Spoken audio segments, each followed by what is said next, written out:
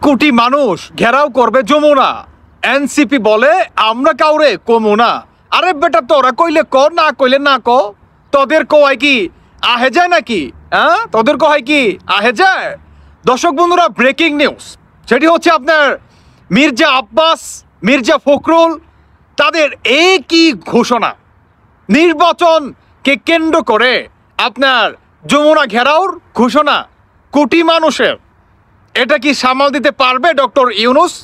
যেদিকে ডক্টর ইউনূসকে বর্তমান সেনাবাহিনী নিজেই মনে করেন গৃহবন্দী করে রাখছে, তিনি নজরবন্দিতে আছে।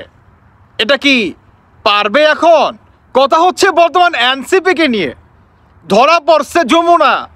এনসিপি বলে আমি আওয়ামী লীগ আর বিএনপিকে আব্বা কমু না। কয় আব্বা কেল্লেগা কবি না? কয় আমার আব্বা তো জামাত আর পাকিস্তান। আরে বেটা তোরে আব্বা ঢাকাই ছাড়ো। কে কয়? মির্জা আব্বাস।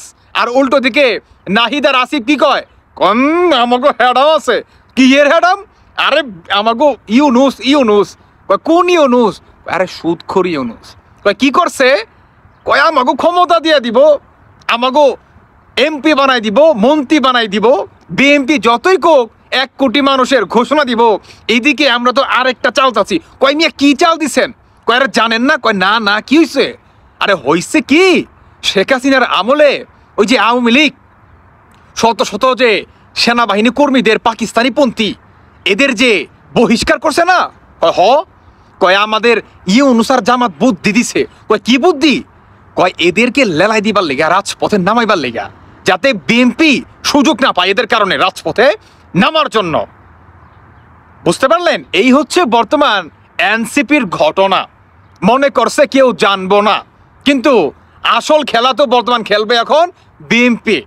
আমি আওয়ামী লীগের সমর্থককারীদের বলতে চাই, আপনারা সবাই বিএনপির এই কর্মসূচির সাথে জড়িয়ে যাবেন প্লিজ, যে কোনোভাবে জড়িয়ে যাবেন নির্বাচনকে কেন্দ্র করে। কারণ বিএনপি এই নির্বাচনে আওয়ামী লীগকেও ফিরাতে চায়। বিএনপি আওয়ামী লীগকে বাদ দিয়ে নির্বাচনে অংশগ্রহণ করবে না। আপনার 1 কোটি মানুষ মির্জা আব্বাস আর মির্জা ফখরুলের নেতৃত্বে তারা ডক্টর ইউনূসের যমুনা ভবন ঘেরাও করতে রওনা করে দিবে ইনশাল্লাহ। দেখতে পারবেন অচিরেই, এটা কালকেও হতে পারে। আওয়ামী লীগের নেতাকর্মীদের বলবো একটু চোখ কান খোলা রাখবেন। যখনই দেখবেন যে বিএনপি আপনার রাজপথে নেমে গেছে, আপনারাও তাদের সাথে নেমে যাবেন কাঁধে কাঁধ মিলিয়ে। বুঝতে পারছেন? একটু যদি রাগ যদি থেকেও থাকে, সাইডে রেখে কি করবেন? দেশের সার্বভৌমত্বর জন্য ভাই হলেও বর্তমান একত্রে হয়ে কাঁধে কাঁধ মিলিয়ে নামতে হবে। ওই যে একটা কথা আছে না, যে নেতৃত্ব থেকে দল বড়, দলের থেকে দেশ বড়। বুঝেন নাই? বর্তমান হয়ে গেছে দেশ বড় ভাই। দেশের জন্য সবাইকে রাগ, হিংসা, বিদ্বেষ বাদ দিয়ে একত্র হয়ে নামতে হবে, যমুনা ভবন ঘেরাও করতে হবে। বুঝতে পারছেন? ওই এনসিপি বা সমন্বয়কারীরা দেখবেন বর্তমান পুরো সাইলেন্ট, তারা টোটালি সাইলেন্ট ইস্যুতে মনে করেন যাচ্ছে। কেন যাচ্ছে? রিজন হচ্ছে তারা মাল্টিপল ভিসার জন্য দৌড়াদৌড়ি করতে করতে দেখেন পায়ের তলার যে জুতা আছে সেটা মনে হয় অর্ধেক ক্ষয় হয়ে গেছে, পাচ্ছে না আর পাবেও না। কারণ কেন?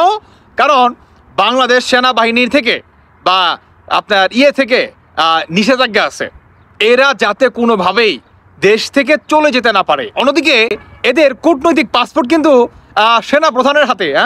সেনা প্রধান কিন্তু এদের কূটনৈতিক পাসপোর্ট জিম্মা করে রাখছে, এটা কিন্তু ভুলে গেলে চলবে না। এখন দেখার বিষয় যে এনসিপির যেই চিকুন মাইরের খেলা, আপনার কি বলে এই পিনাকির যে চিকুন মাইরের খেলা, এটাকে রুখে দিতে পারে কিনা বিএনপি, এটা হচ্ছে দেখার বিষয়। যে যমুনা ভবন ঘেরাও করব, আর এনসিপি মনে করছে যে তারা বা তাদের প্ল্যান কেউ জানতে পারবে না। গ্রাম বাংলায় একটা কথা প্রচলিত আছে না, যে রাতের বেলায় কথা আসতে বইল। কেন? আরে মিয়া দেওয়ালেরও কান আছে, শুনতে পাবে। বোঝেন নাই? ওই দেওয়ালের কান দিয়ে শুনে ফেলছে ভাই, কিচ্ছু করার নাই। বুঝতে পারছো? তোমাদের অবস্থা শেষ, তোমরা গেছো ফিনিশ, তোমাদের খেলা অলমোস্ট ডান, শেষ। তোমরা ভাই দেশ থেকে না পালাতে পারবা না কিছু করতে পারবা, দেখতে পারবা তোমাদের সব করার সমন্বয়কের শেষ পরিণতি কি হয় দেখতে পারবা। এনিওয়ে দর্শক বন্ধুরা, বাকিটা আপনাদের ব্যক্তিগত মতামত অবশ্যই জানিয়ে যাবেন। ধন্যবাদ সবাইকে। আল্লাহ হাফেজ, আসসালামু আলাইকুম।